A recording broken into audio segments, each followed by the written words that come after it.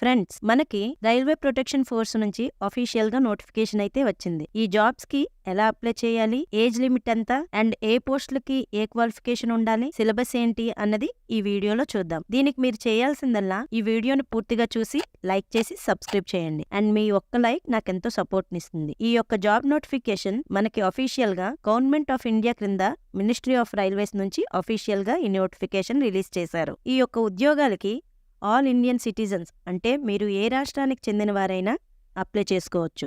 Male and female candidates కూడా eligible. ఈ యొక్క జాబ్ నోటిఫికేషన్ ద్వారా సబ్ ఇన్స్పెక్టర్ అంటే ఎస్ఐ అండ్ కానిస్టేబుల్ పోస్టులలో ఖాళీగా ఉన్నటువంటి వేకెన్సీస్ ని భర్తీ చేస్తారు. సో ఇక్కడ మీరు చూస్తే ఓపెనింగ్ డేట్ ఆఫ్ అప్లికేషన్ ని చూస్తే 15th April 2024 నుంచి ప్రారంభమవుతుంది. లాస్ట్ డేట్ వచ్చేసి 14th May 2024 వరకు కూడా రిక్రూట్మెంట్ కి అప్లై చేసుకోవచ్చు. ఇందులో ఎస్ఐ పోస్టులకైతే 452 వేకెన్సీస్ అయితే ఉన్నాయి. ఇందులో సెలెక్ట్ అయిన వారికి పే లెవెల్ 6 ప్రకారం బేసిక్ పే 35,400 రూపీస్ వరకు ఉంటుంది. దీంతో పాటు అన్ని రకాల అలవెన్సెస్ కలుపుకొని 55,000 వరకు శాలరీ వస్తుంది. అండ్ కానిస్టేబుల్ పోస్టులకి 4,208 వేకెన్సీస్ అయితే ఉన్నాయి. ఇందులో సెలెక్ట్ అయిన వారికి పే లెవెల్ 3 ప్రకారం బేసిక్ పే 21,700 రూపీస్ వరకు ఉంటుంది. దీంతో పాటు అన్ని రకాల అలవెన్సెస్ కలుపుకొని 40,000 రూపీస్ వరకు శాలరీ వస్తుంది. ఎడ్యుకేషనల్ క్వాలిఫికేషన్ వచ్చేసి ఎస్ఐ పోస్టులకి graduation from a recognised university అని ఇచ్చారు. అంటే ఎనీ డిగ్రీ పాస్ మీద అప్లై చేసుకోవచ్చు. అండ్ అలాగే కానిస్టేబుల్ పోస్టులకి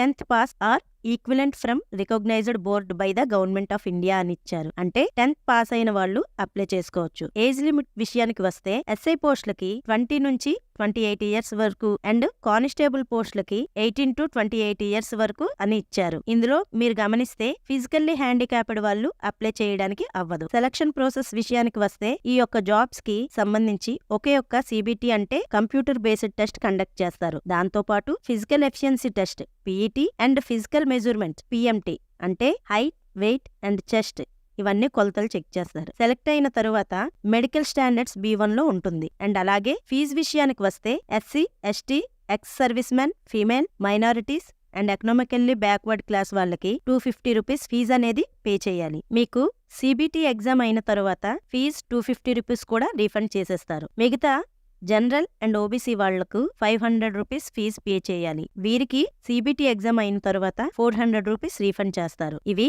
అఫీషియల్ వెబ్సైట్స్. సిలబస్ విషయానికి వస్తే general awareness, arithmetic, general intelligence and reasoning ఉంటుంది. టోటల్ గా 120 క్వశ్చన్స్ 120 మార్క్స్ కి ఎగ్జామ్ కండక్ట్ చేస్తారు. 90 minutes టైం డ్యూరేషన్ ఉంటుంది. ప్రతి కరెక్ట్ ఆన్సర్ కి 1 మార్క్, ప్రతి రాంగ్ ఆన్సర్ కి 1/3 మార్క్స్ డిడక్ట్ చేస్తారు. CBT ఎగ్జామ్ క్లియర్ అయ్యాక physical efficiency test PET constable కి అయితే మేల్ క్యాండిడేట్స్ అయితే 5 minutes 45 seconds లో 1600 meters రన్ చేయాలి. అదే ఫీమేల్ క్యాండిడేట్స్ అయితే 900 meters 3 minutes 40 seconds లో రన్ చేయాలి.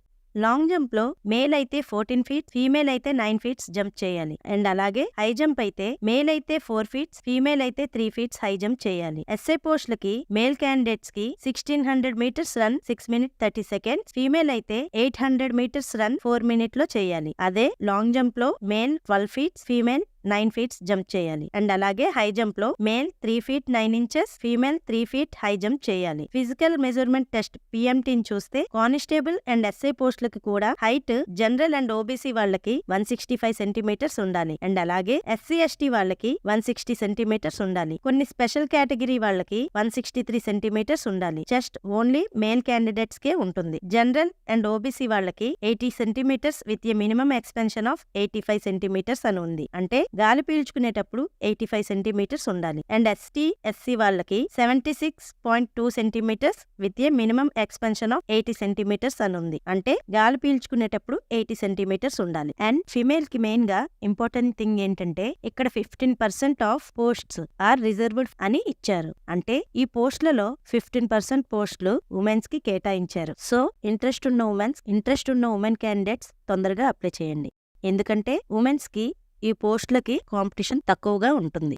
ఈ వీడియో మీకు కాస్తైనా ఇన్ఫర్మేటివ్గా అనిపిస్తే ప్లీజ్ లైక్ చేసి సబ్స్క్రైబ్ చేయండి.